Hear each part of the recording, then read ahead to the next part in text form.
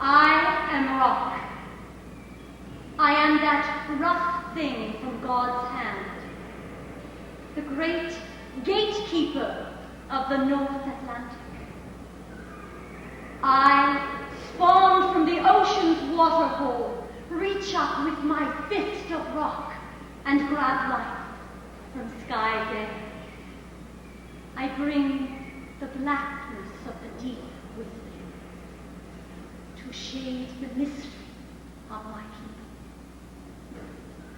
People dance on the crust of my several shoulders. I watch them come here from inside and out, coming up to my edges in their puny crafts, as if nobody was here. The eyes of my originals wandered the long boats ashore, each coming to claim me for their queen, their kingdom, and their god. Of course, I am beyond claim. I am rock.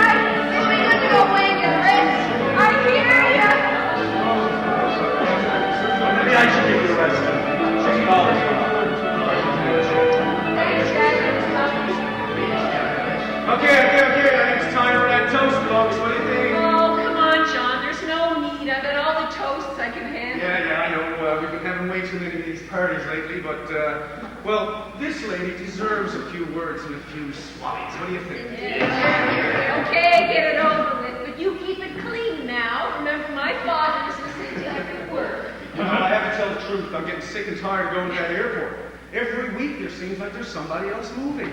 Have the party, pack the bags, and go to the airport. It's getting like some religious ritual. The party's though, John. Oh yeah, that's for the liver though. As I was saying, it's getting to the point where the missus at the desk at the airport, she's looking at me like I should be checking in my bags. There's no need for you to worry. You're stuck here for the duration. She don't place to have him anyway. And now that Kathleen Cavanaugh over there, she's going to pack her little bag and move on out. Pack her bag like dozens before her. But you know, when she goes, she's going to take a lot of us with her. I won't be taking any of you with me, that's for sure. Oh, just... There's enough, John, where you're going. It sure can't be much worse than the crowd around here. And then there's that crowd I work with. Sure, there's not a man there I take home to see my mother. Except for you, Mr. Kavanaugh. You're the exception in this crowd. Well, I guess I should watch the company I keep from now on in. Now, what are you getting out of it, Miss High and Mighty? What are the fellas around here not good enough for you? She can't help it. She got good taste. Here, Cowboy baby, great after this crowd, Kathleen. Kathleen, we'd much rather see you stay. I mean, it's a sad comment on the place when people with your brains and your education... Oh, hold on now. That's not what you were saying about her up at the plant. You were muttering behind her back with every decision she made. You always got your mouth full, you do. Just give it a rest for a change. Now, George, don't tell me anything I don't need to know. Kathleen, I know that there's something out there, and it's begging its finger at you. And all we can do is wish you the best and hope that you find, well, whatever you're looking for. I'd be happy now to be able to pay back the ticket money I borrowed from you. Don't you worry about that. Oh, they're coming from a fella hasn't had a round of beer this 3 weeks. You'll get your beer, my son. Don't worry. Kathleen, whatever the world holds for you out there, well, always remember what you'll have waiting for you back home. Oh, don't you start that on me now. It's true. I mean, you've been blessed with a wonderful family, and, well, great friends. Yes, and the bank has my car. Sure, you're crazy on the road anyway. Oh, be careful of our asses. Kathleen, I know that your father here would give everything that he owns for you to be able to stay. Isn't that right, Mr. Kavanaugh? John, you can't name what I wouldn't give right now. Most of us feel the same way. But, well, if you have to go, then go with our love and our blessing. To Kathleen, folks. Yes, Kathy. Nice job, John. Thanks a lot. Thanks, guys. That'll work. Sure, you'll only be a phone call away. Don't waste your money phoning here. Hello. I think the best thing that we can do for you now is leave you to your packing, because, well, I'm pretty sure you don't have that done, do you? It's time for me to get out of here now before you find out more about me. You already know too much. But before you go, I want you to hear my song. Dad, he's Kathy Roy. Come on, now. That's right. Great job. Just come on, Mr. Kavanaugh. One more before we go. Not that one.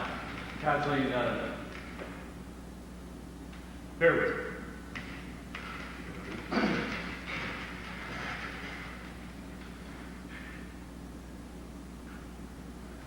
Will she ever come back again?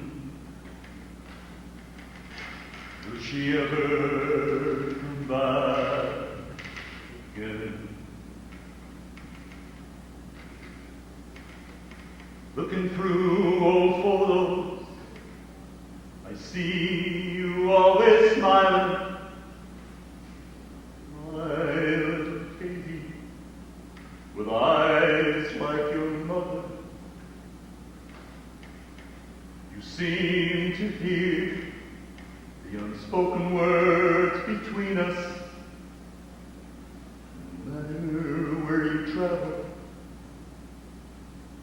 I'll always feel your presence.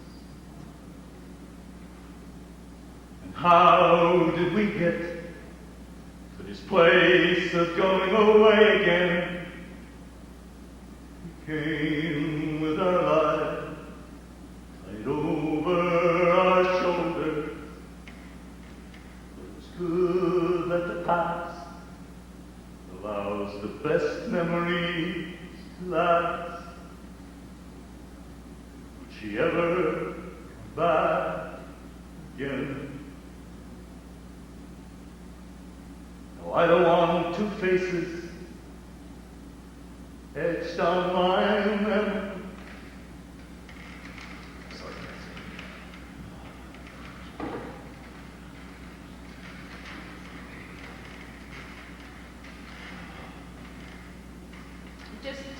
I just want to say thanks to all of you. You're right, Sean. I do have a wonderful family. And I have you as friends. You've been great friends. And you won't be replaced. But sure, I won't be gone for long, right? They all say that, don't they? Don't be like that, Sarah Costello. Go on home, Ollie, and let me pack. Go on. You drunk all the beer. Guess we should yeah. And I don't want to see any of you at that airport tomorrow. Promise me that. Don't worry. No more tears. That's right. Finish with that. Be careful. I feel had that on the road. Kathleen, I hate good boys, I hate good boys. I'll be tapping this. Now? Oh, it's fine, don't worry about it. John, it's okay. That's fine. No problem. Really. Gonna miss you. I'll miss you too. Now do you home. Sarah, night, Anyway. stranger. Collect! Yes. Night, night. Wait outside. Okay, thanks. See you. I'm gonna miss you. I'll drop by and see you back in here. Okay, no tears. Thanks, sir. Okay. No problem. My pleasure. Be good. Yeah. See you.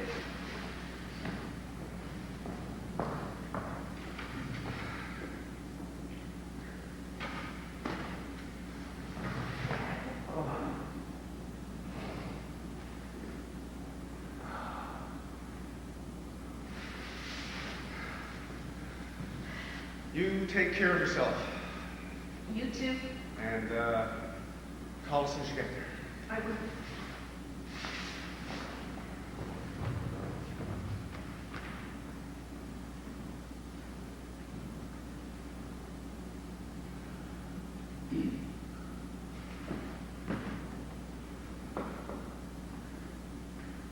for the right time to give you this. What's that? Why is it wrapped up like that? Well, it's yours now. Your mother kept that picture all polished on her dresser. And I know she often talked to that lady there, and she sometimes spoke about the long journey it made. From Ireland to St. John's, went to Boston with us, then back here to Logie Bay. Why haven't I seen it before? Oh, you've seen it before, right? Just that you were small. Your mother was very careful about that. And when Mom died, you put it away, didn't you? Were you afraid I'd break it? I'm afraid of a lot of things, Kathleen, but no, I knew that there'd come a time when I would pass that on to you, so I guess this is it. She's beautiful. Yes, she is beautiful. She's a lot like you, Kathleen. She's a lot like the way your mother looked when we first met. You loved Mom a lot, didn't you, Dad? Are you sure you don't want to keep it?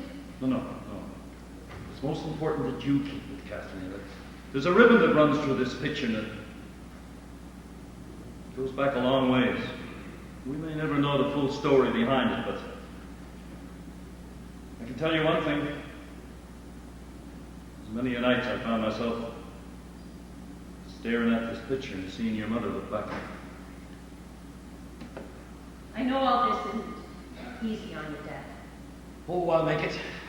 Losing your mother toughened me up a bit, you know. Kathleen, look, I know this hasn't been easy on you either, and I know that I haven't been the father to you that I should have been. Ever since your mother... But you've been wonderful, Kathleen. Kept me going in ways that you will never know. Dad, we made it between us. That's all that matters. Don't be sorry for anything. Don't worry about anything. I'll talk to you in the morning. Okay. You get some sleep. You need your rest. I will.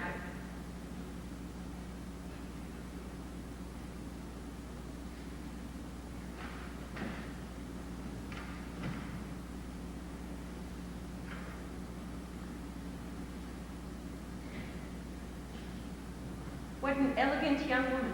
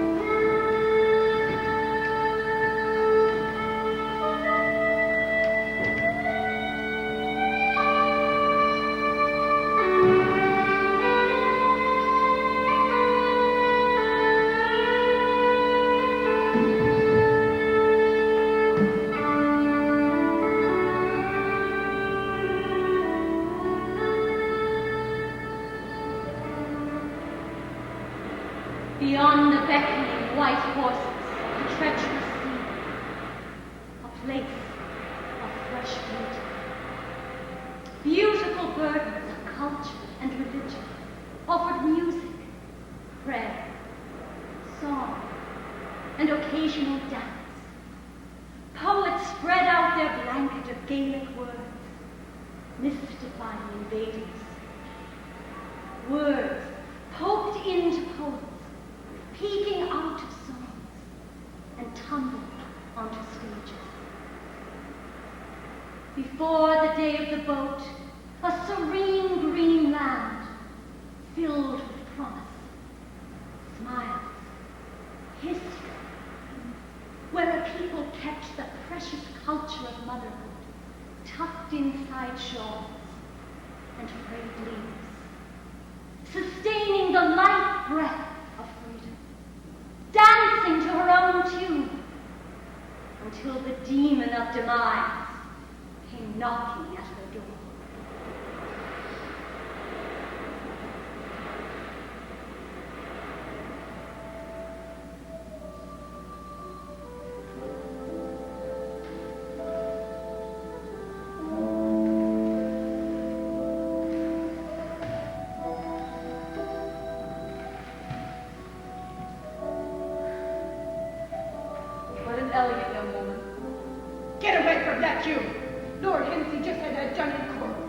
He would have you whipped if he saw you as much as looking at that painting. You talking about elegant. Do you know about elegant? Elegant, how are you? I was just saying that young Kathleen is very elegant in that painting. It'll soon be time to call Lord Hennessy in for supper. It's not supper, it's dinner. I tell you that every day. She'd never brought you into the big house. You're not ready for it. You're better out in the field tending the potatoes. And it's not you who'll do the call. I'll do the call. All right, Miss High and Mighty. I got you spoiled. I got you top of my bed and bottom of them. And if you could get away with it, you'd be dressed like this. We have to look the part. Lord Hennessy is a very important man. We have to show that when people come to visit. And who's coming tonight? I don't know who's coming tonight. They don't have to inform me about who's coming. And that certainly goes for you. Our job is to be ready for whatever it is. Well, I hope it's not that Marquis fellow. He gives me the creeps. He looks right through you, just like he's trying on undress you. My dear, the Marquis doesn't even see you. He's not looking through you. He's looking past you. And besides, the poor man has a weak stomach, so he wouldn't want to be undressing the likes of you. Well, I don't trust any of them. I watch all them, I do. That crowd cut your throat out, toss you on the road for a piece of land. Look at that garbage you're always coming up with. That crowd that you hang out with. Shh, be quiet, they're coming.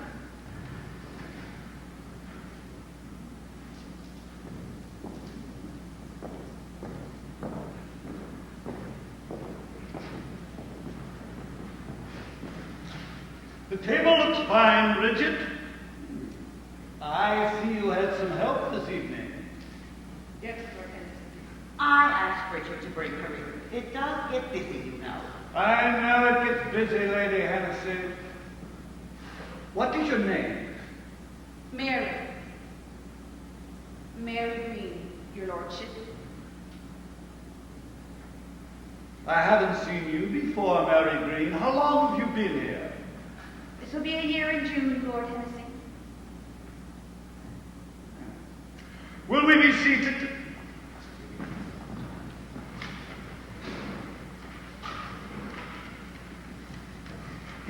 Where are the others? Oh, your brother will be down shortly.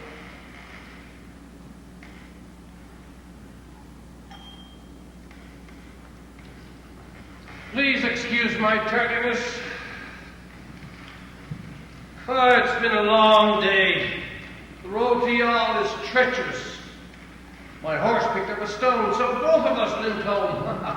And pray tell, James, what were you doing in Youghal again today? Business, my dear woman. He was about the estate's business. And I presume that you were about the estate's business in Mallow. Now, Catherine, the place does not run itself, you know that. This is a big estate. Robert and I have our hands filled, and the natives are restless. The natives are hungry. What do they have to be restless about? I mean, we give them work, we give them food, we give them housing. What, we give them the very existence. And of course, all they give you is every bit of sweat and toil that you can squeeze out of them. Bridget, we will begin now.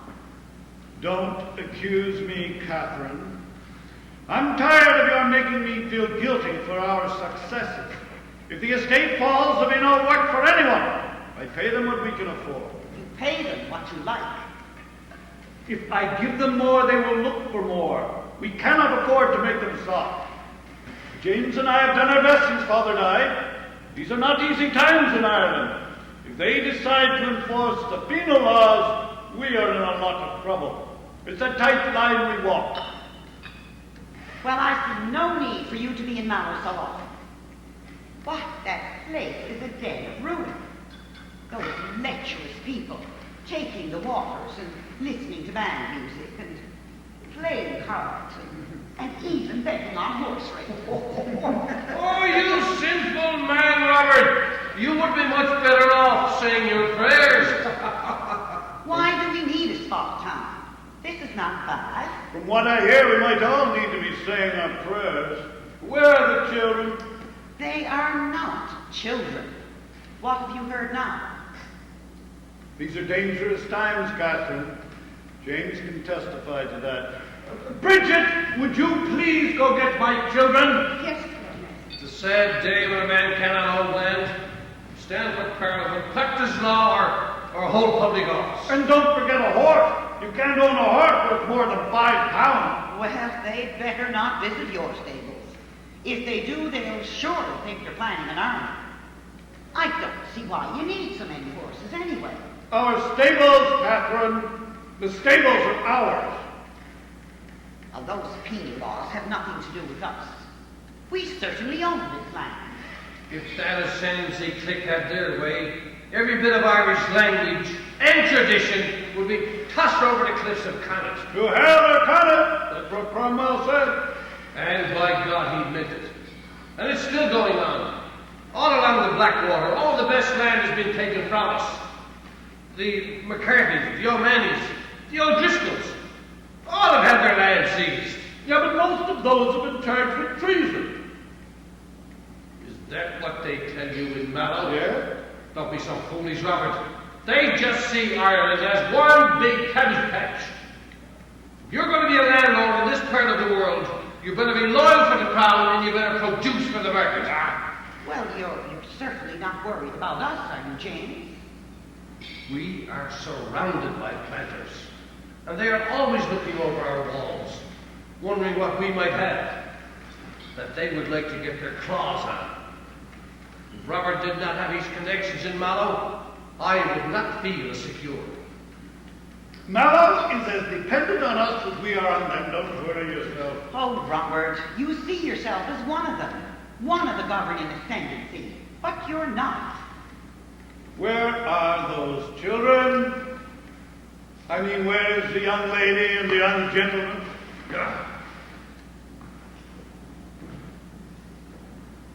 Here they are now. Mother, I am sorry. The time passed so quickly. Where were you till this hour? We were at the Mallow crossroads, Father. Oh, Father, it was lovely. Everyone was there. There was dancing, singing. Am I going to lose you two to Mallow also? What is the great attraction of Mallow? Live, Catherine, live. Uncle James is right, Mother. The place is alive. You are too young to be gone all day like that.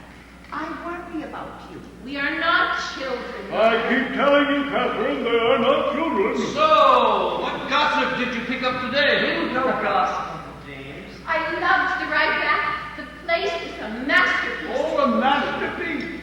What sort of masterpiece, young lady, have you said? It's just like that painting. Uncle James bought in Cork. Oh. Kathleen, it was not bought.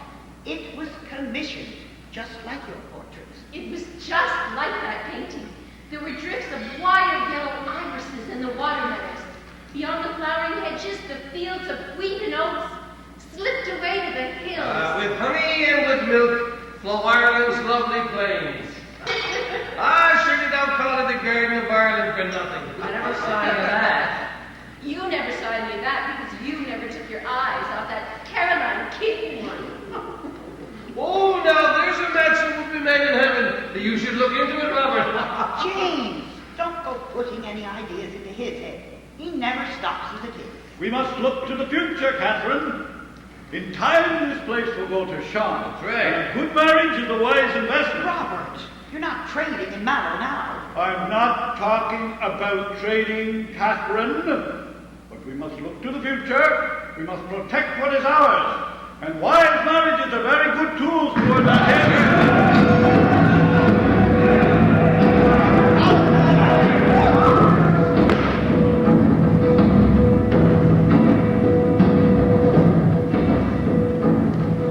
Which of you is Hennessy? Lord Hennessy, what is the meaning of this? We are dining. Your dining days are numbered, Hennessy. Lord Hennessy to you, sir. Do not talk your silly titles at me. I have a writ for your arrest and eviction. For what reason? You are charged with treason. We will seize this property. You cannot mean this. There must be some mistake. Collect your belongings and put them outside the door. I will give you 1 hour. Then I will have the keys to your houses and stables. Move! This is an abomination. I shall contact the Earl of Kingston. Who do you think signed the writ? We've been watching you for a long time, Hennessy. Why would you watch us? This land is ours. We have deeds. Your deeds are worth nothing. They mean nothing. And now what will become of us? Be quiet, woman. Do not threaten my wife. Careful, Robert, careful. You cannot do this. We have paid our taxes. You cannot do this. I said you have 1 hour to take what is valuable to you. It is all valuable to us. Then take what you need. The rest will be confiscated. Now move on. No luck will ever attend your likes again.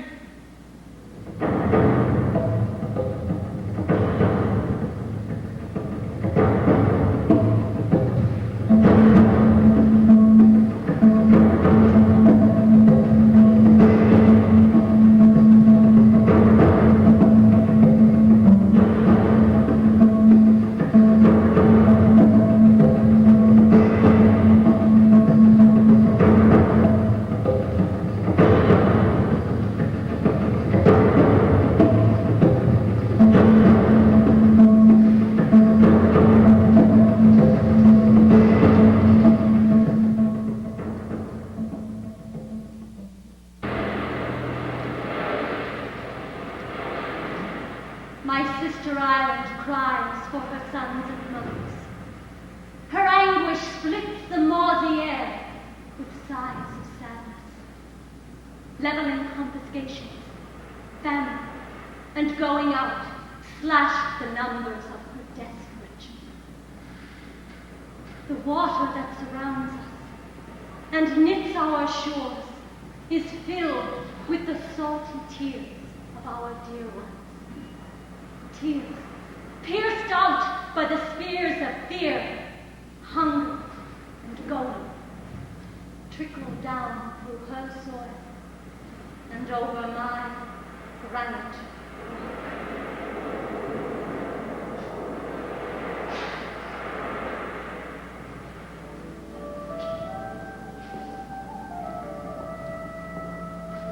You are right, Bridget. No luck will ever attend those who did this. We saw this happen all around us.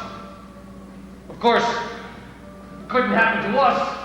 We were the Hennesseys of old. The Hennesseys who owned this land for centuries. No, not us. Well, it is us this time. Maybe we should have stood up to them when they came to the Casey. Oh, but no. You were playing politics in Mallow. You were trading in Mallow. And now look where it got us. What could we do? We had to look out for our land. We had hundreds of people to care for. And look at them now. Look at them. Out on the road just like us. Can you care for them now? As far as the eye can see. Lost, wretched, wandering souls. Catherine, we are all in this together now. We had the clothes on our backs, a few valuables, and bits of furniture with no place to put them. Of course, that land grabber kept the best for himself. Before this night is out, he will have one of his crowd installed in our fine mansion. I will go to Lord Monaghan at daybreak. This will not be tolerated. Oh, James, your brother is a simple man. He thinks Monaghan will be able to help. Catherine, be kind. He feels responsible. Just look at all those poor, wandering, wretched souls expecting him to have the answers. Listen! Listen, I know it looks bad, but all is not lost. I will go to Lord Monaghan in the morning. This must have been a mistake. I will do what I can for you. I will do what I can for all of us. Oh, Lord Hennessy, do not worry about us. You look after your own family. You speak for yourself, Bridget. You look after us, Lord Hennessy. You owe us. You owe us for keeping it going all those years. Your father works for you all of his life. And look at him now.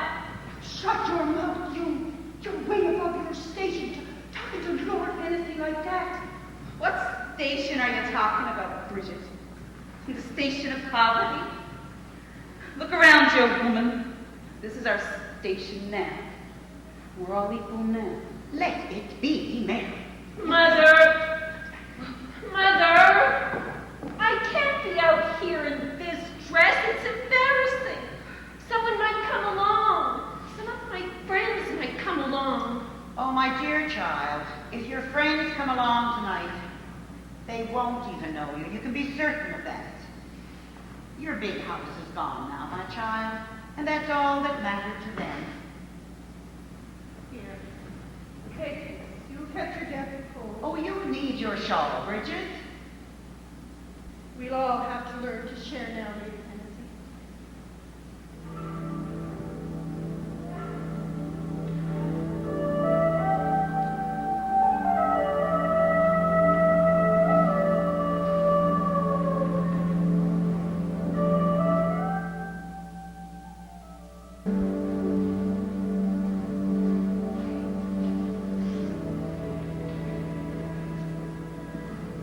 If I don't get a shift today, I'm done for. So the job's not worth anything anyhow. Work all day for one turnip. If I don't get a shift today, it's the boat for me. Yeah, well, with houses flattened and whole family scattered, it's no wonder emigration is in full swing. You won't be alone on that boat. But I hear they're looking for men down in New Ross to ship out to that Newfoundland. I have no love for the fishing. But when you have hungry eyes looking at you, even Newfoundland looks tempting. How can I get at that? Oh, you just get yourself to Waterford. I hear they send dozens of ships out in the spring. You come back in the autumn. I'll give this another try. If I can get the summer out of it, things might look up. Speaking of looking up, just look at him. Who? Just look at him. The great Lord Hennessy, standing in line for the public works like the rest of us.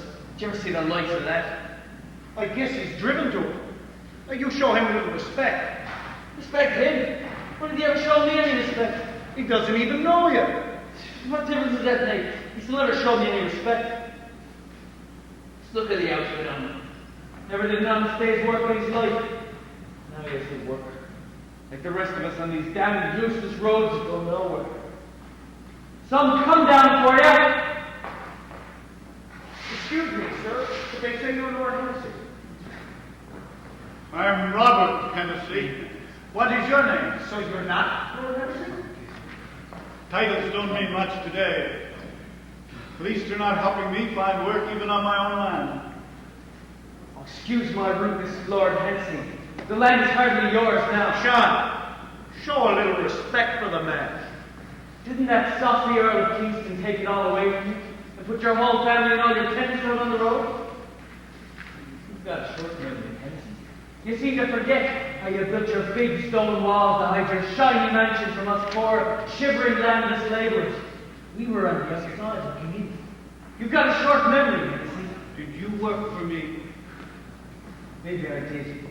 Maybe I didn't. What difference does it make now? Let him be! 3 years ago they put you out on the road.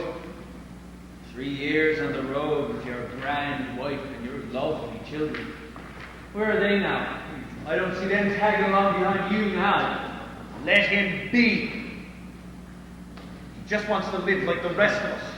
He'll never be like the rest of us. Is your family all right, sir? My son is gone. He feels he can manage better on his own, I guess. Being the son of a lost lord is really no blessing in this land today. Did I hear something about Lady Hennessy? Being evicted from our home is too much for her. She caught the fever last year. She's better off gone. My daughter's still with me. She looks after me now more than I look after her. Where is she now? I don't see her tagging along behind you now. No more work. No more work. How can so many people be left like this?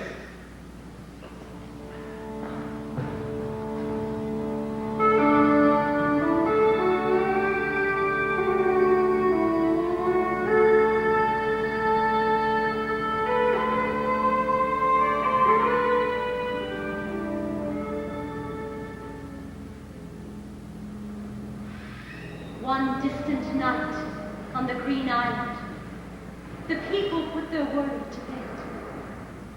They woke the near morning to see their potato plants smitten with the blue fog of blight.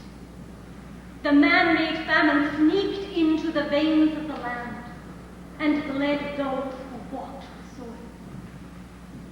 The riddle remains of how the people of a green and fertile country came to starve to death.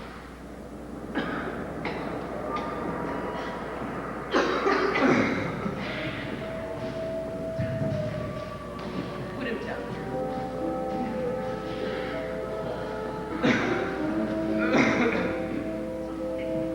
My lords, as I have said repeatedly, in this house, Ireland must be left to its own free market. It is not the place for the government to interfere. If farmers need to ship their grains, my lords, out of the country, it is no concern of ours. It is not our job to interfere. How can so many people be left like this? You need a heart of stone to even look at them. Why is this happening to us? Surely, God is angry with this land. The potatoes would not have rotted unless he sent his wrath into them. God is good. And because he is, he never sends a scourge on his creatures unless they deserve it. We have to be strong, Katie O'Flynn. God will look after us. He wouldn't let us starve on the road. Stop your foolishness, Sandy. Look around you. People are dying. Like the small birds in the wind. The children are dying of want. And the fever that comes with the want. Don't talk to me about God. If we had been able to hold on to our land, we wouldn't be hungry like this. But we couldn't hold on to our land. Thousands have lost their land. So what's the use? There's nothing we can do about that. This famine is a visitation by God. I believe this famine is a heaven-sent opportunity to modernize Ireland. This is a natural way, my lords, to solve a very serious overpopulation crisis, and the government should not intervene. Your brother is very sick, Katie. What should we do? What can we do? If only we could find a piece of bread for him. He has to keep his strength up. We have to keep moving. Why do we have to keep moving? It's no better down the road. It's no better back the road. It's no better in the next county. There's no food anywhere, no matter who we ask, how much we pay. Unless you take the soup. I'll take the soup. I'll not trade my religion or my mortal soul for any soup. I'll starve before I convert. They can keep their soup. Well, you might get your wish. You might. There's lots of food, and we just don't have the money to buy it. Our own farmers are shipping our food away to England for us, and the people are left to starve. These people have to learn a lesson, or the same will happen again. We see carloads of food pass us every day. Why don't they give us some of that food? It's that cursed free market they talk about. Profit comes before everything, before people. That's all that matters. Free market. Nothing free about that. Not as far as we're concerned, Anne. May their black-hearted souls rot in hell. Can't they see the children dying of want? Can't they see the poor, starving people crawling along the road, trying to get as near as possible to the cemetery? What more? What more can we do for them? We have set up public works where any able-bodied person can work. We have built and continue to maintain workhouses. Workhouses with their attached soup kitchens that sustain the most needy. Gentlemen, There will always be destitute people roaming that land. One of you, get a drop of water for my brother.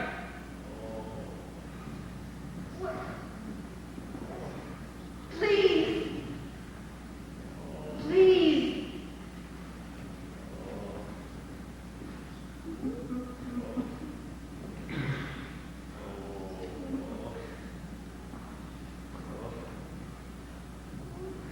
God's just punishing us for our sins, isn't he?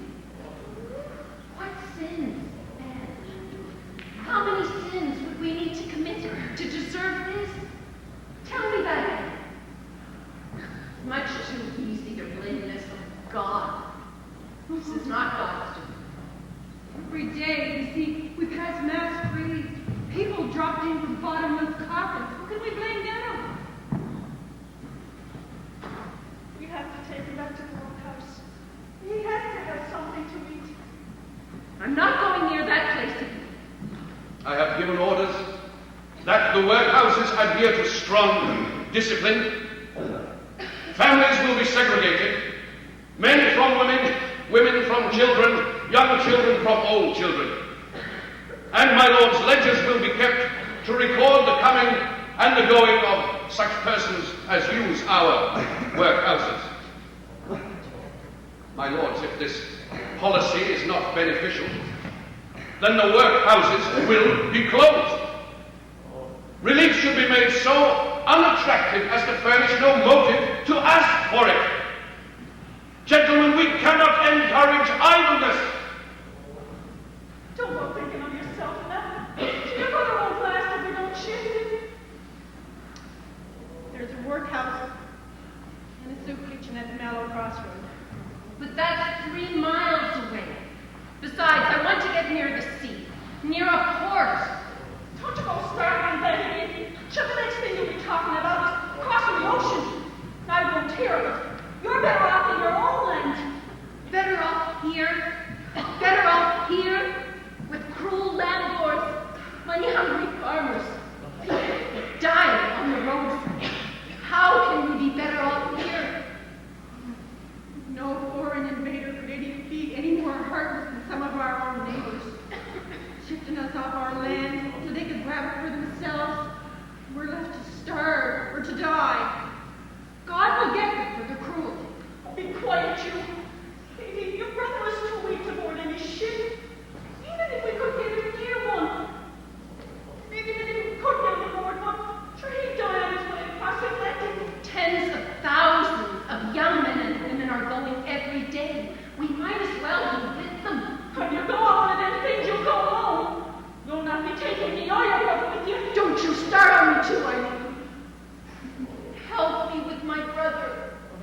We'll take him back to that workhouse one more time, and then we're off to Cork, to the sea.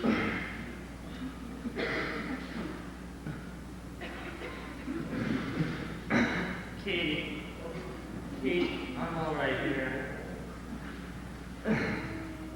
You go on. Take Eileen and Anne with you. I'll be all right here. I will certainly not leave you by the side of the road. Come on.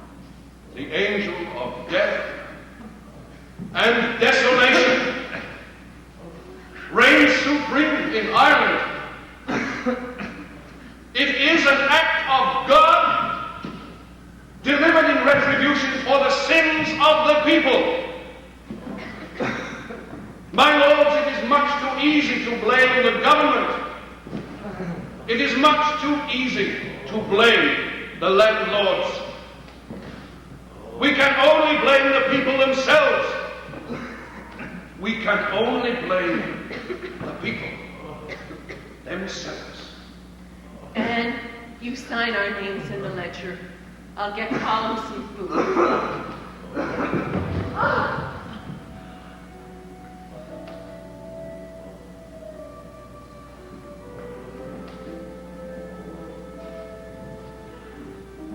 May God have mercy on us. Russell Baldwin, dead. Sheila Kern, dead. James Loudon, dead.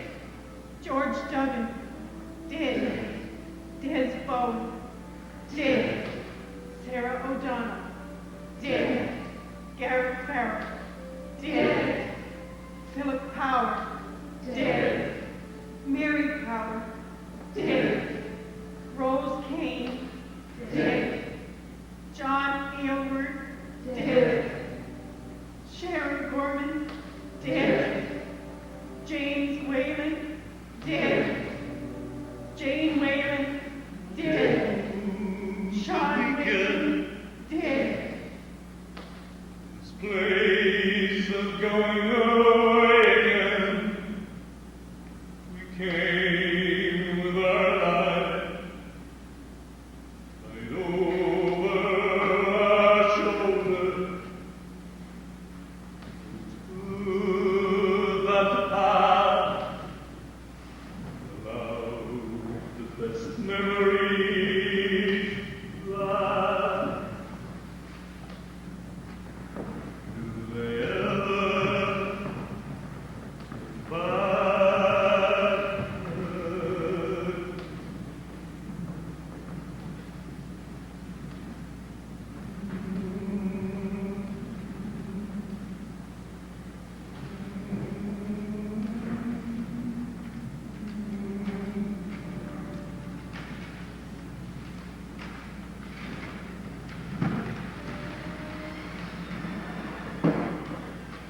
The great famine drifted back into the deadly blue fog of its ill conception.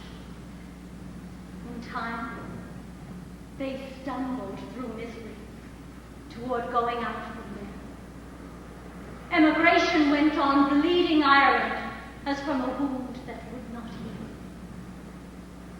From an island home that filled its boats with the people who called me Colibonation. News of my distant rock reached the ears of those who would eat, work, and travel. The reality of my jagged conditions floated from the lips of bragging sons who had come to me and now returned to that hungry isle.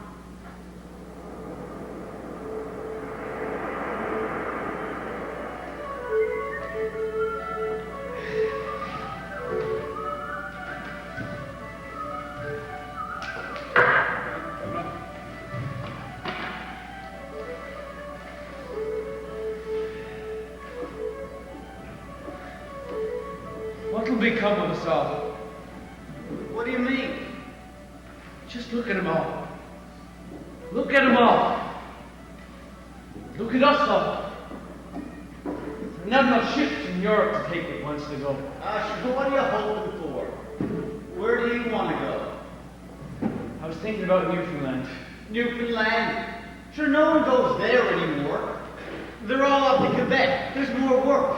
Or they're off to New York or Boston now. There's the place to be. And how would you know that? 'Cause I heard, that's how I know. Look at them ships out there. Do you think any of them are heading off to Newfoundland? There have been ships and men going to Newfoundland long before your time and mine would smite. It was hard to talk to an old fellow hereabouts, but it hasn't had a summer over there. Men of New Ross, Newfoundland is in need of 100 stout labourers, many masons, and carpenters for one summer only in St. John's. Sure, who'd want to stay any longer? Artisans will be paid £13, plus passage and food and accommodations for 7 months. Stout labourers will get £6, and you'll all be given a guinea in advance for clothing and essential supplies. This is a good opportunity for you layabouts to go out there and make an honest living. There'll be a little honesty if your crowd has anything to do with it. Will you be quiet and give the captain a chance? He knows what he's doing, and he has lots of work for you. And besides, if you go out there, I'm going to get some of your tabs paid up in the fall. You can sign up over here. And if you know of any other man who wants work, go get him and bring him here. Stand you an ale for every man you bring. Oh, well then, I should go home and get my crowd. I could be drunk by the time the sun sets. The sun set a long time ago, I knew, my son. Well, Lord God, look who's talking. Sure, you were never outside of Inishtig before this week. That may be. But half my relatives are in Newfoundland, so I'll go join them. There's nothing left for me here. Not even a pint. What the likes of you know about the cod fishery? You hardly know how to work a spade, let alone a cod jigger. There's a lot of good spade is in this land today. I'll take my spade with me. I'll make something grow over there. And it won't be potatoes. It's not easy to make things grow there. But I'll tell you this much. There's plenty of land for the taking in the newfound land. And how would you know? I went out 2 summers with the Keoghs. There's a lively place there now. It's not like it was before. A lot of good people are staying put. You can live there. You can live here too. Yeah, you can live here if your father owns a big farm. Or if you stole the land out from under the small farmers around you. You trying to say something, Donnelly? All I'm saying is that a man can make a living out there. And all I'm saying is that this country and people the likes of you are driving our people across the water. Likes of me? That's enough of you two. This is a respectable alehouse. If you two have your differences, you can take them out of here. You'll not have your land battles in here. Jack, you know, this time I'd like to go on my own. I don't want to be beholden to no merchant. I'd like to pay my own passage and find work when I get out there. You know what? I bet you they can't wait for you to land. Oh, I bet you they're waiting on the wharf in St. John's with a ready job for Peter Sloane. You're full of it, my son. As yourself. And you hate the thought of anyone else trying to better himself. Give it up, boy. You give it up. You know, there's too many like you. Just because things are a little rough right now, all you can do is talk about getting out from here. A little rough, yeah. A little rough. Half the population is starved to death or gone off to work, and you say it's a little rough. Yeah, you're just like the old people. You blame us for leaving, but you don't do anything to help us stay. You can't even appreciate the heartbreak of those who have to leave. That's because no one has to leave. It's just an excuse to get away from here. You know, you make me sick, you do. You make me sick. Really? Now, there's more to that than sits on the surface. Why would he get so tormented about us going across the water? Jack, I gotta try to figure out a way to take my family with me this time. That might not be so easy. How many do you have going? I got my wife Katie and the 2 little ones. That's right. You married that old Flynn girl, didn't you? I consider myself a lucky man. A lucky man. I'm gonna have a word with that Captain Clark over there. Clark. Peter Sloane. Little man. My wife Katie. They had to go through. Katie. I can't. I've gone and seen the fate. I only hope I've done the right thing. What else can we do, Peter? We have to think of the children. Besides, I have no one left here now with Colin gone. But my family's still here. Kate, I have to see Mother before we go on board. She won't appreciate me leaving. She'll understand, Peter. She knows you have responsibilities now. She knows that the land can't support all of you. She's losing her wonderful son. It's only natural she'd be heartbroken. How much time do we have? We are free to board. We sail at daybreak. Go, Peter. Go and see your mother. I'll take care of the children.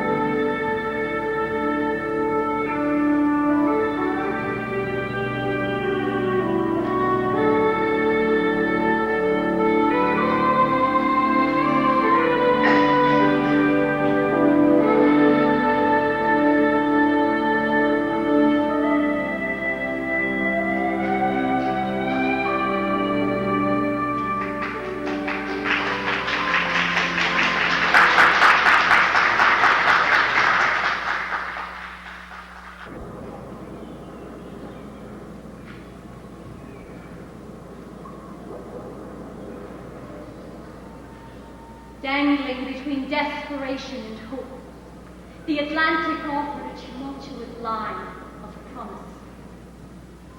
In the crucible of the coffin ship, the children of the Green Door drove the diaspora onto the wicked seas.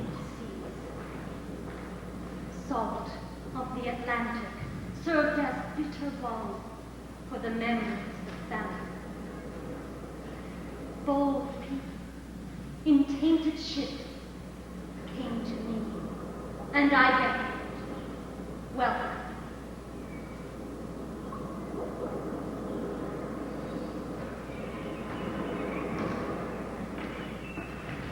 Our ship was split asunder, as well you may understand, and left our bodies floating on the banks of Newfoundland.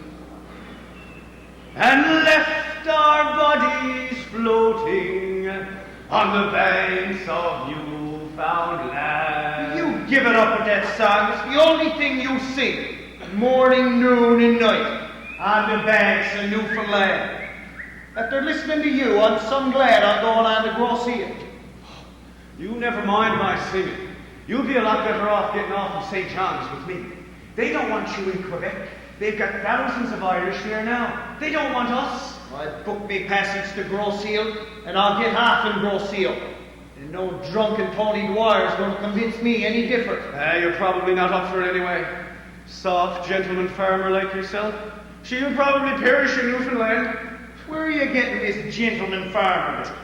I'm hardly a farmer, let alone a gentleman. Yeah, I know all about you, my man. You sold your father's farm, and now you're going to go to Canada and live off the fat in your purse. Oh, the fat in me purse, is it? That's right. I'll tell you about the fat in me purse, Dwyer. Oh, it's Dwyer now, is it? Yes, yeah. 4 weeks ago I packed whatever I could carry over my shoulder. And in the dead of night so the friggin' landlord wouldn't know, slipped down to O'Casey's in the next field. Sold everything I had, including the farm. 14 pounds. Next day I was on this ship, and I've been listening to your cursed floating on the banks of Newfoundland ever since. Here we go again. Geez, that sound will make you want to jump overboard. It's another one. Another poor soul headed for a deep blue grave. You know, I'm telling you something. There are enough Irish bodies at the bottom of that Atlantic to make a road from Ireland to America. My God, where do you get it all? Enough bodies to make a road from Ireland to America. Yeah, that poaching is affecting you, my son. You should give that up. You should. Yeah, and you should have a little bit more respect for the dead. You should. Sure, the poor breeder is better off. Well, he would have died when he landed anyway. That fever is worse than the famine. My God, don't say that! Nothing was worse than the famine. At least on this God-forsaken ocean we had a fighting chance. The famine never gave us a chance at all. You two spend some time together. What are you on about now? I suppose the two of you think you're better off than that poor creature going down to the deep. Well, you got some hard tongue on you, Abigail Malone. And you with your own husband only gone down there himself this 3 weeks. Well, I could afford it. I'd be down there with him myself. But I've got 2 children below in need of a mother. So here I am on deck with the 2 greatest sleepies that ever set foot in Ireland. Don't put me in the same place as himself, Mrs. Malone. You're a grand woman, Mrs. Malone, and you with so much sorrow to be taken to Canada with you. Where is it you're going anyway? Don't be using your poaching charm on me, Anthony Dwyer. Honestly, Mrs., I haven't had a drop this 2 weeks. May God have mercy on your soul. Shut up, you. How much longer is this voyage going to take? Food is running low as it is. If we don't reach St. John's in 2 more weeks, the fare from our children. So it's Newfoundland you're going to, is it? I thought as much. And why did you think as much? Well, that's a strange way of showing respect for you, Mrs. Malone. You see, Dwyer thinks only the fittest can survive in Newfoundland. He may be right. I got a chance in St. John's. I'm going to work for Mr. Flood there. He paid my way out. I sure have to work now with my poor Chris gone. If he'd have been well, we'd have been all set. He was going to work for the Donnelly brothers. He was going to work on a great church they'll be building there. He's amazing. He was amazing. It's a wonder this thing can float with all the stones she's carrying. Lovely stone. from Galway, Dublin. It's going to be a great church they'll be building with all that lovely stone. Yeah. Let's hope we all don't go down with it. I think I'm going to go down below and see if I can scrounge up some food or something. Yeah, more like squeeze a bit more out of that bottle you got in.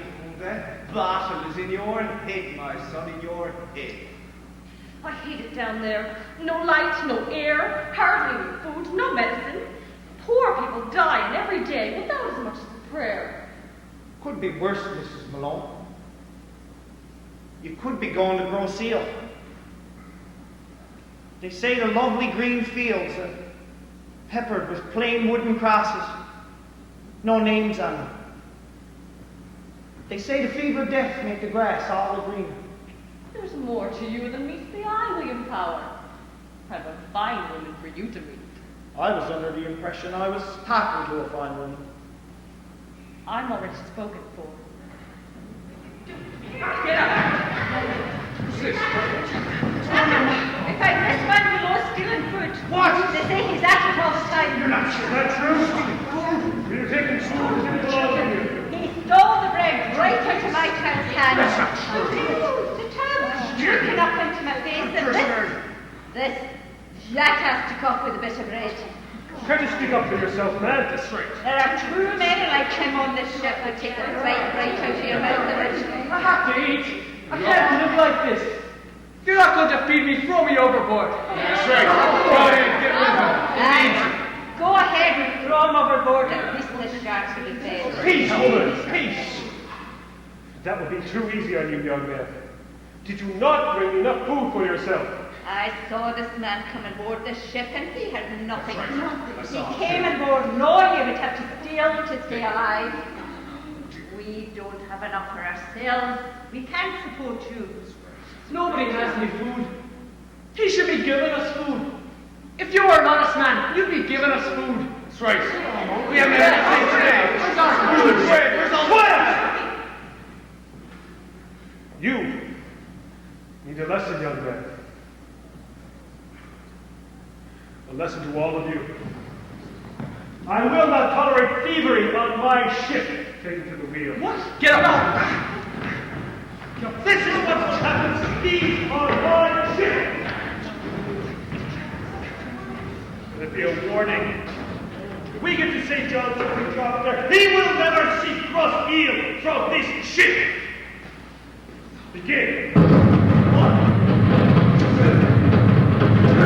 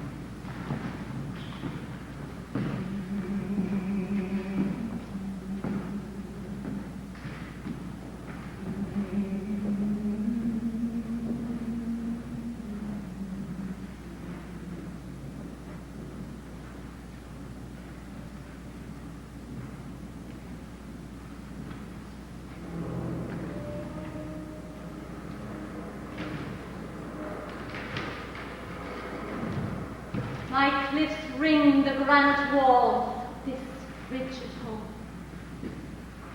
They furnish places for the rippled life of fish and feather and soul. I admit sea to nag my shores for the wealth that I have. A wealth that fills us, full of awe and struggle. You old country people scorned my place and could not face my winter.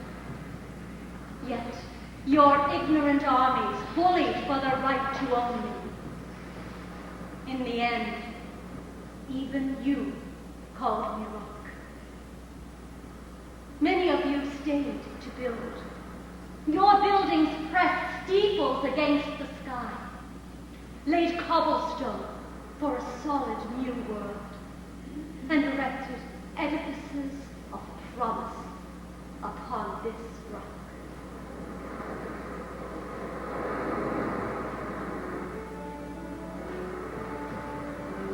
That is enough. Excuse me, sir? That is enough of that. You have other things to do. Yes, Mr. Flood. Mr. Flood, we're almost out of that linen. Don't worry about the linen, Miss Sloane. I'll look after that. Now, why is there such a run on linen? I must order more from London. It's very busy today, Mr. Flood. Of course it's busy, Miss Sloane. That's what we're here for business. There's always a rush on for something. The place is alive with business.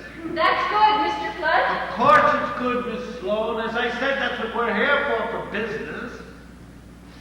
This must be a far cry from your station in Ireland. My people came here from Inishtig. I don't know much about it. My father remembers a lot, though. He tells me that Inishtig was a lively place, too. I'm sure it was, Miss Sloane. Now, have you done an inventory? What should I have on my list? As you know, I will be going to London next week. My list must be complete. Yes, Mr. Flood. Now, you write these down and then check against our stores. We can't afford to have happen what happened the last time. No, Mr. Flood. Medicines, including extracted mustard, genuine eye water, balsam of life, sarsaparilla, crockware and glassware. Give me the quantities. Quantities? Dry goods. See who that is, Miss Sloane. If it's something we're out of, tell him we have it ordered. We'll complete the list later.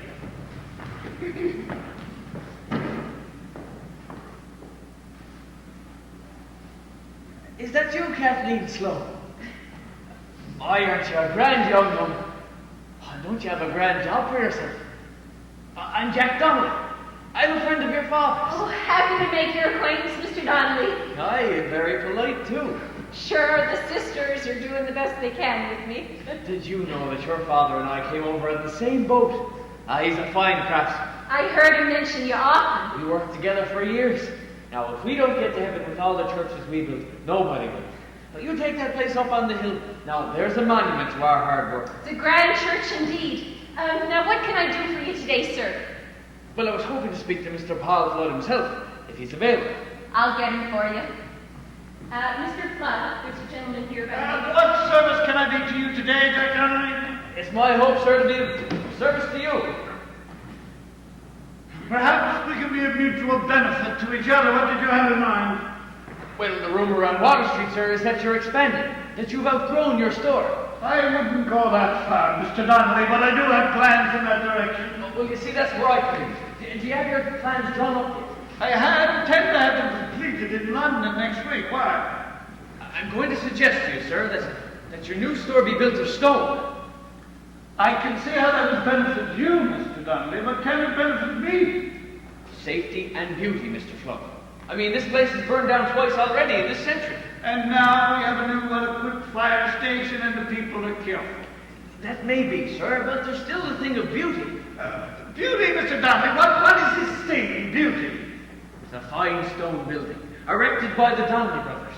You will be both safe and handsome, and it will improve your standing in the community. I tell you what, Mr. Donnelly. When I get back from London, you come and see me. By then I will know what my architects will have advised. If we can do business, we shall. Thank you, Mr. Flood. And now, young lady, what about you? What about me, Mr. Donnelly? You never married? I've never married. Yet, A young woman like you should have a husband and set up an independent household. I'm quite happy where I am. Thank you very much. Don't you get uppity with me, Kathleen Slow. You don't want to be working for the likes of him for too long. You're not too slow yourself to work for the likes of him. Oh, that's different. That's business. And what do you think this is, farming? I have every intention of owning my own shop right down here on Water Street, I do. What do you say to that? I say more power to you, Kathleen Slow. But what would your father say to that? I haven't felt the need to tell him yet. He'll know in good time. Or as soon as you get to tell him. Say hello to your mother for me. My mother died last spring. Kathleen, I'm sorry. I never knew. She never really got used to it here. She pined away for Ireland. That's what my grandmother would say. And then my brother Sean, he went off to Boston. That didn't help her at all. Why did he go away? Isn't it good enough here for him? Oh, it's lots of good here. Just no work for him. And he's doing well in Miss Boston. Sloan, your family history, it's all very, very interesting, but not very conducive to business, I'm sorry to say. I'm sorry, Mr. Flood. I got carried away with my talk. Now, I have to go down to the schooner. God knows what they'll load aboard if I'm not there to supervise. Now, are you capable of supervising the store while I'm away? You don't have any other social responsibilities to carry on? No, Mr. Flood. You'll not be sorry, Mr. Flood. Good.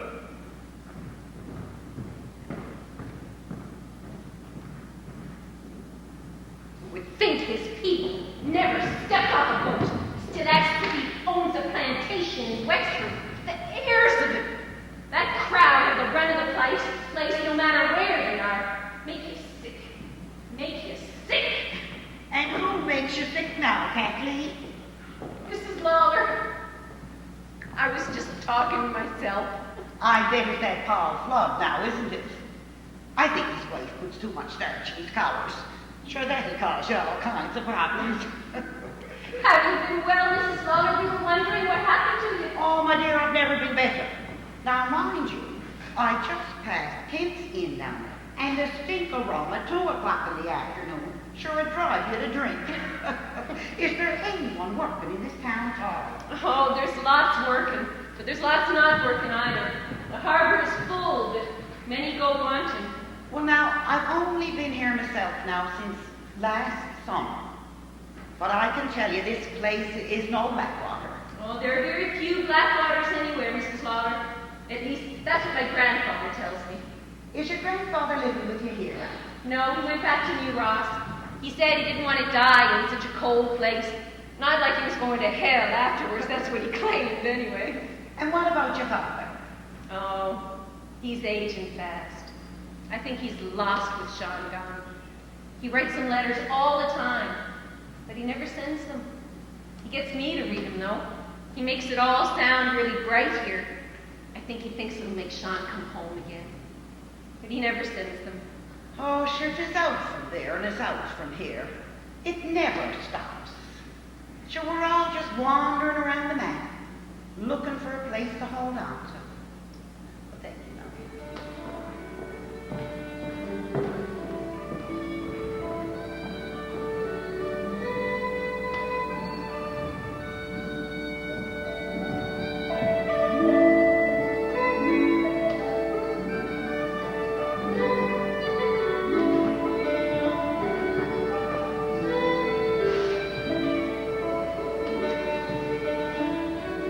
Sure, it's a grand place. What's a grand place, Sloan? This is a grand place. This is, oh, my. An hour ago you were going on about Ireland, and what a grand place that was. And why'd you ever leave? And the poor young fella having to go off to the Boston station to make a living. So when are you going to make up your mind? Everything is always right simple with you, isn't it, Wade? Right simple. Ah, that clean air in Newfoundland heals your wounds from Ireland. What in the name of God has that got to do with anything? You know, you just say things you do. They don't make any sense, but you just fit them in anyway. That's because you never heard the rest of the conversation. What conversation? The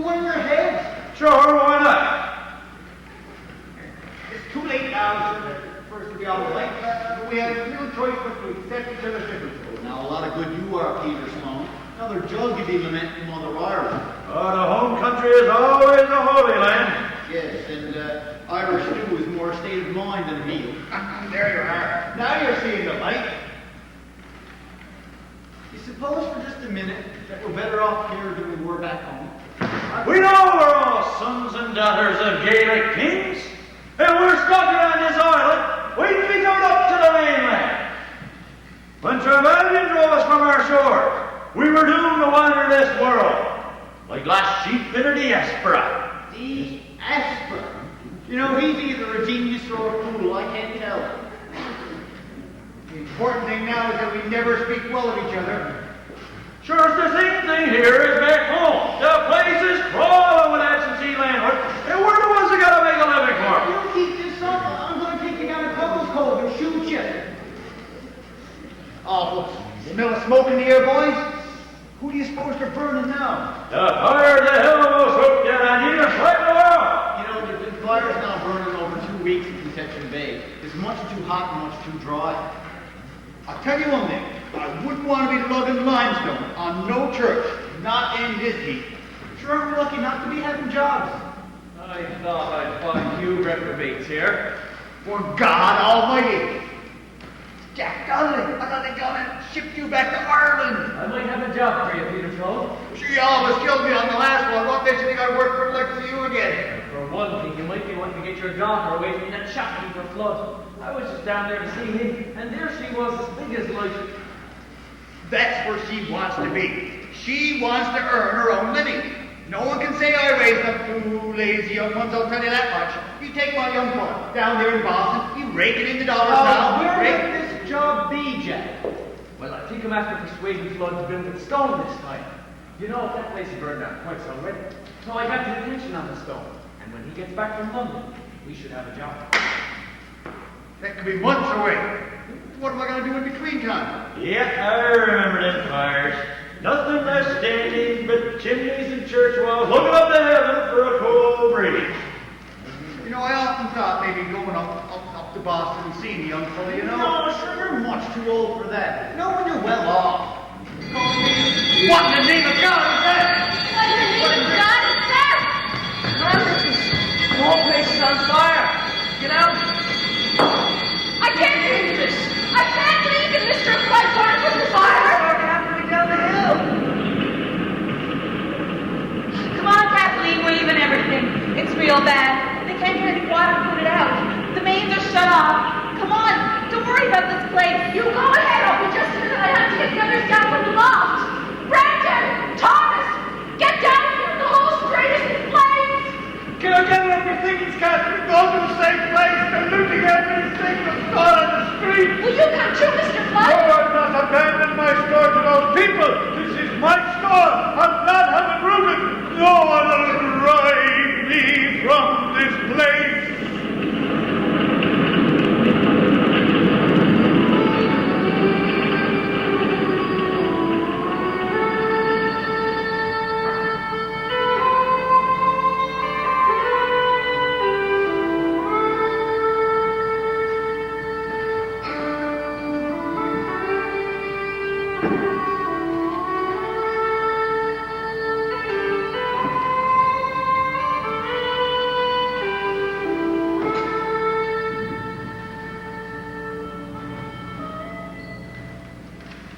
My new people lived the land and mastered the sea. They fashioned a soul that would soften winters and inject promise. In time, they became the people of the rock. The soft ones had already gone back to that older country. The firm ones stayed to farm my ocean gardens. Many of my people saw new horizons and moved from here. There, to build and to grow. It is said that if my people were to reclaim their buildings, half North America would fall down.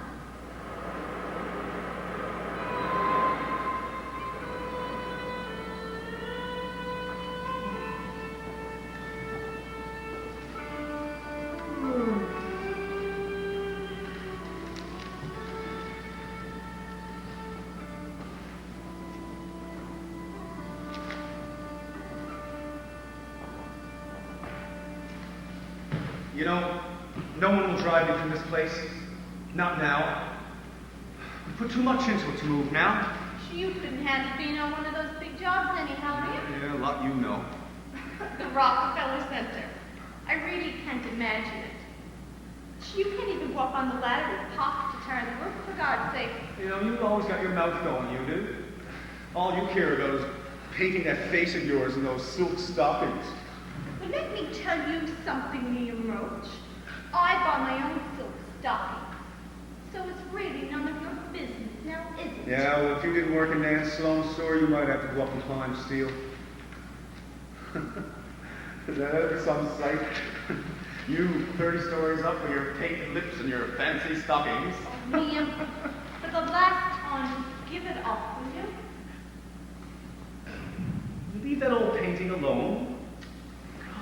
That old painting is just fine. Besides, I like it. Oh, do you now? And why do you like that? She looks nothing like you. She looks more like Kate. And I bet you're jealous of that. You know, you've got a lot of problems, you do. Why don't you get up from there and go do something? You let me alone. This is my day off. I slave over those books all week, so just let me alone. Yes, and if Nana Sloan didn't keep looking over your shoulder, the whole business would be gone under in 2 months. Then all of us would have to pack up our little bags and head out now, wouldn't we? Yeah, well, be sure that's not going to happen. You know, maybe that's not a bad idea. I should go up to New York for a couple of years. I could book a job at column on that Rockefeller Center. I bet I could climb steel with the best of them. Now, you give that up. Mother has enough to worry about with Colin up there. Yeah, but she certainly likes the money he sends, doesn't she? And he always sends money, and it's always a lot more than I make working in that stupid store. Yes, and Mother makes good use of that money. Don't let me hear you talking about New York in front of our mother. Do you hear me? I'm not making any promises I might not be able to keep. Besides, it's not just the money. I need to get out and see a bit of the world. Have a bit of an adventure. Oh, you and your adventures. That's all you need now up there in New York with the rest of the Newfoundlanders who ever left from around here. What would be wrong with staying with them? They're all people from around here. What's wrong with that? Just like chickens, all going off to the same roost. Why can't people just stay put?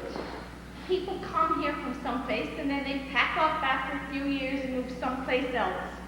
Just doesn't make any sense to me. Yeah, not much makes sense to you. Oh, Liam, all I'm saying to you is just stay here where you're well off. Sarah, haven't you ever wanted to build something instead of just taking care of it? I'm sick of taking care of that stupid store, carrying on what somebody else started. I want to build something for myself. I want to be able to stand back on my heels and look at some great building that I worked on. You listen too much to that crowd when they come home. To listen to them, you think that they put up every building in Boston and New York and Toronto. Oh yeah? Well, maybe they stuck a lot of them. The best iron workers in the world come from around here, so why shouldn't they brag? You'd brag too if you had something like that behind you. Do you think that I can brag to that crowd about keeping the books for Sloan's Limited? Keeping the books is just a joke to them. Don't you go biting the hand that's feeding you. That store, the whole business, is going to be yours someday, Liam. Yeah, well, you can have it. You or Kate can have it because I don't want it. Your grandmother built up the place, so it's only fitting that one of you should get it. And Nan Sloan is your grandmother, too. Yeah, she reminds me of that every day. Hi, Kate. What's wrong, Kate? Like you've seen a ghost. Kate, dear. What's wrong? Father Walsh just gave me that. What is it? Hey, what is it? What's in the message? Liam, for God's sake, read it, will you? Mrs. Kathleen Roach, I regret to inform you that your son, Colin Roach, was killed this morning while working on the Rockefeller Center. He accidentally fell from the highest steel and was pronounced dead on his arrival at the hospital. Your son's body will be buried at our expense in the company of his fellow workers. My name. Kate, no. Liam? No. We mustn't tell Mother. That's the price, isn't it? What are you talking about, Liam? Another one down in the hole, so we can build those big things. It's part of the system. On every job, so many have to go in the hole. Colin is just another one. Look, that's all it means to them. Your son's body will be buried at our expense in the company of his fellow workers. Big bloody deal. Mustn't tell Mother, Kate. They get a funeral. And I lose a brother.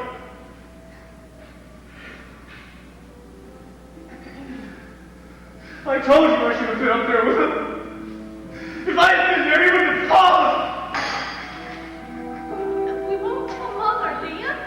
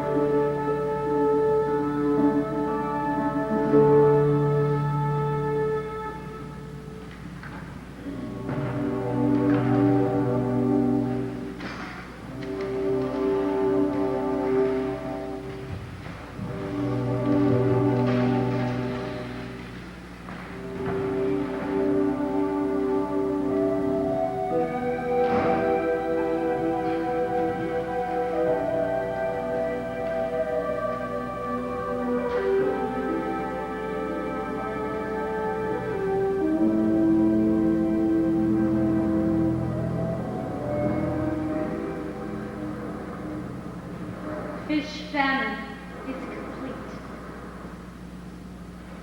The shoals that slowed John Cabot's puny craft now hide from the sages who probe the deep with beams of science. The plenty of the past washed away with the nets of devastation. The fumes of plenty tickle the smeltered air of my wonderland. Where Guy first met the Orphic, Hibernia now soars, waiting to suck the oil blood from my foundation. Angry people now stand on my trembling shoulders, waiting, watching the moment this new blue fog is burned with the rays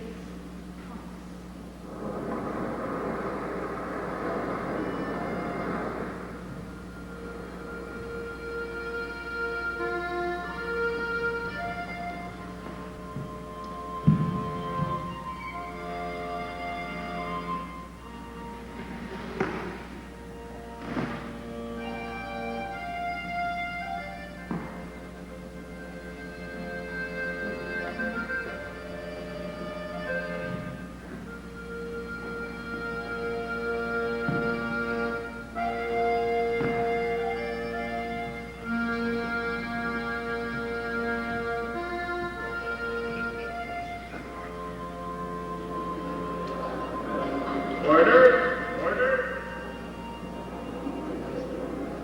Well then, Mr. Speaker, this is too much, Mr. Speaker. We sit in this House of Commons day after day and watch Newfoundland sink in its own murky juices, yet we continue to prop it up. Why? Will the economy ever bounce back, Mr. Speaker? I have to say, Mr. Speaker, I often wonder if the place is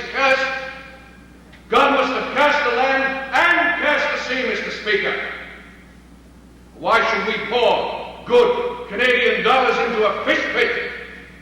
Just look at you now, knitting that bloody nuisance net again. Just trying to catch up with the past, now you are. Why don't you give it up? Yeah. This is more for me hands now than anything else, but there's not many places for a net to go nowadays. No, any fellow with a net now is stuck home these days. Yeah, it's a good net though. Lots of years left in her yet. Lots of room for fish in her. I tell you now, there's nothing stingy about that mesh. Yes, it's a good net. No tangle in her. Sure, there's not the nets that get tangled. It's the people that get tangled. Yes, tangled up in each other, tangled up in each other's stories and promises. Strange nets we make sometimes. Yeah, you keep knitting that net and we'll all be able to get wrapped up in it. You know, Bill, these nets catch more than fish.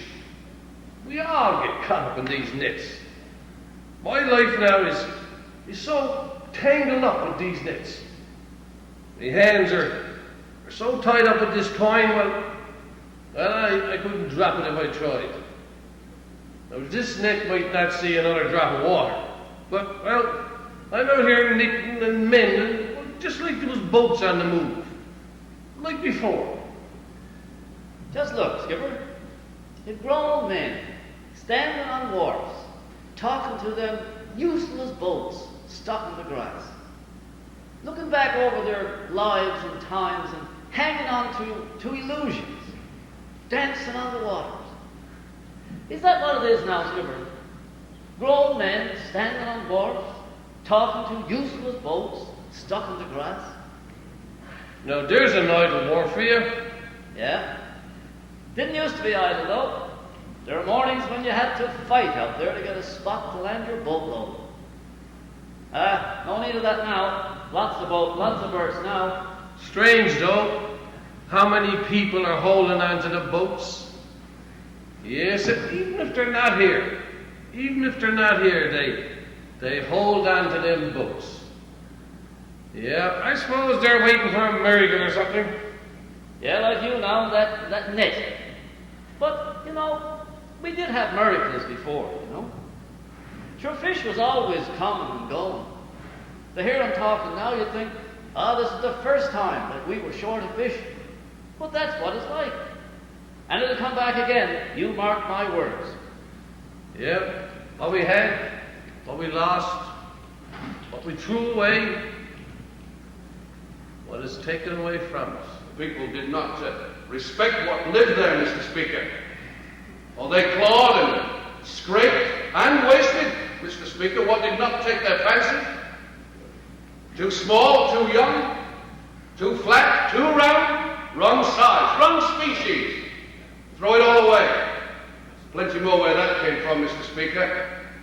Set the nets on top of each other. Doesn't matter. Scrape the floor of the old rock. Well, Mr. Speaker, the cod famine is here now. Live with it or move on. I hear Donald Kavanagh's young one is heading out tomorrow. What's she going away for? For the best and the brightest are moving away. That's what they say. The papers are full of it. Is your young fella going? He says he's all right here. All right for now, anyway, he says. I suppose now he's another fella that knows that the fishing will come back, is he? To be honest with you now, I don't know what he knows. What about all that schooling then? Mr. Speaker, this fish crisis is a heaven-sent opportunity to solve the Newfoundland situation once and for all. Let the free market have its way, Mr. Speaker. If Newfoundland survives, so be it. If Newfoundland does not survive, Mr. Speaker, then let us see it as a natural way to solve a very serious problem. And, Mr. Speaker, the government should not intervene. What more can we do for them, Mr. Speaker? Well, I'll tell you, Mr. Speaker. We have ruined them. We've ruined them, Mr. Speaker, with tax programs, make-work projects, hand Speaker. We have them building roads to nowhere. We pay them not to catch fish, Mr. Speaker. We have made them weak, and it must stop. Did you see that young fellow Tim Hurley out on the harbour yesterday, Skipper? I heard about him. Wasting good fuel. Out there steaming around the harbour, full throttle, bloody fool. I figure he needed to do that. Yes, this is not easy on a man to be stuck in the house all day long. No, he needed now to feel the boat under his feet again. He needed to feel the salt water and the salt air in his face. Ah, yes, I can see that. Idle is the devil's right hand. Yeah, he was out there for 2.5 hours, standing up with the boat, steaming around the harbour, half the place looking at him. I suppose, though, he got it out of his system. Well, you don't get it out of your system that easy. It's not easy on a man to settle down after a life on the water. Not easy at all. I suppose not. Mr. Speaker, there will always be destitute people roaming that land. Now maybe it's all for the best, Mr. Speaker.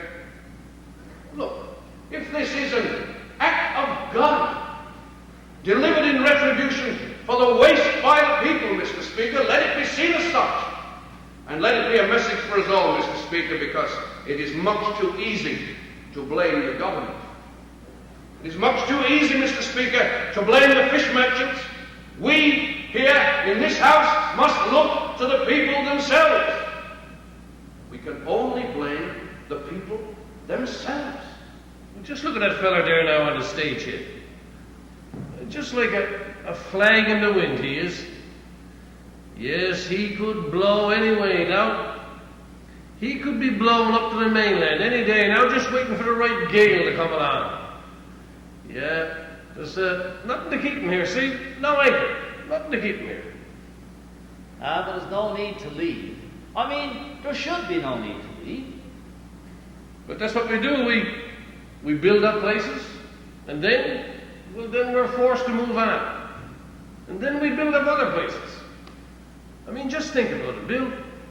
What was in this harbour before your great-grandfather came here from the old country and stuck his spade in the ground? Nothing, really. Nothing. And just look at what us fellas made of it. Whole families built this place, Skipper, not just the men. I remember my mother out there on the flakes, working with the best of them. Yes, yeah. Sure, now they tell us that is all looking up. Sure, that's great for someone.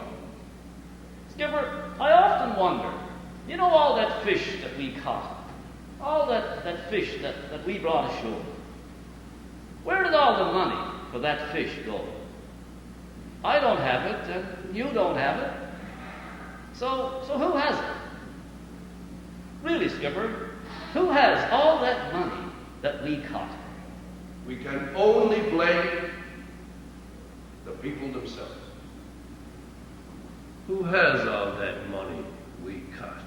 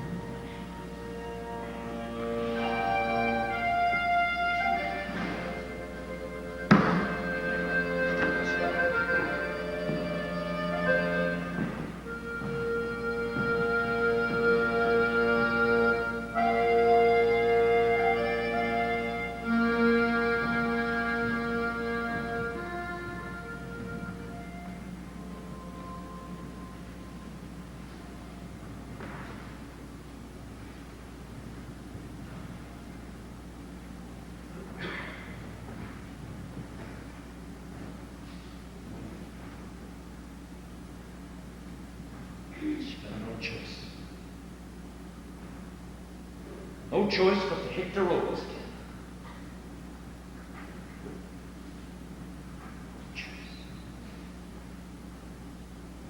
She can't keep walking around here with the spirit drained out of her. wounded ambition, crushed hope, empty purse. He's worth a lot more than that. He's got lots to give. There's lots of building there yet. Wish she would go find her own scissors. What are you doing here? I was thinking about you. Going away has a reason, Dad. I don't know who's doing the planning, but it is part of the plan. I believe that. Well, you're right to believe that. Sure, it'll only be for a short while, just till I get my feet on the ground. You'll be fine. You got a lot to offer, and you don't need to take anything from anybody. Just a job. You'll get that. You'll get that the minute they look at you, the minute they talk to you. I'm glad someone's faith in me. Well, don't you let Calgary swallow you up now. Find time to laugh, and then the pavement won't seem so hard. You're not going to turn into a poet on me now, are you? I've walked those streets, Kathleen. I know you have, Dad. You went out on the road to keep us back home. Mom and I appreciated that. You know that. Well, don't you forget where you came from. You'll always have your anchor with you. And have a look at that Irish lady once in a while. There's a lot of her in you, you know, Catherine. This place could never leave me, Dad. It's in here. I'll put other things in with it, but it'll always be a part of me. Just like you will.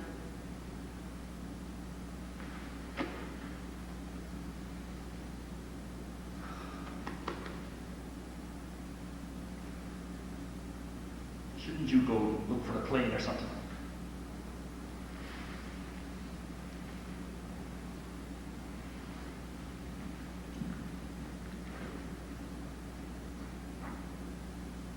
Are you coming? No, I'm not. Gonna hang on here for a while.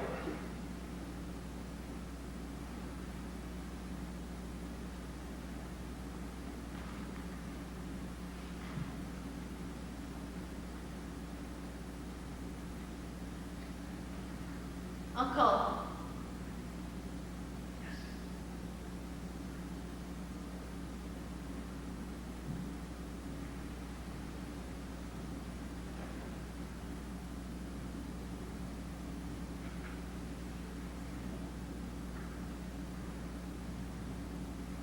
Looking through old photos,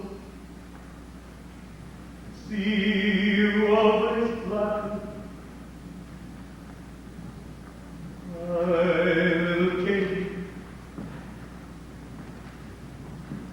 with eyes like your mother's, you seem to hear the unspoken words between us. No matter where you travel, I'll always feel your presence. How did we get to this place of going away again? We came with our lives hanging over our shoulders. But it's good that the past allows the best memories to last. Will she ever come back again?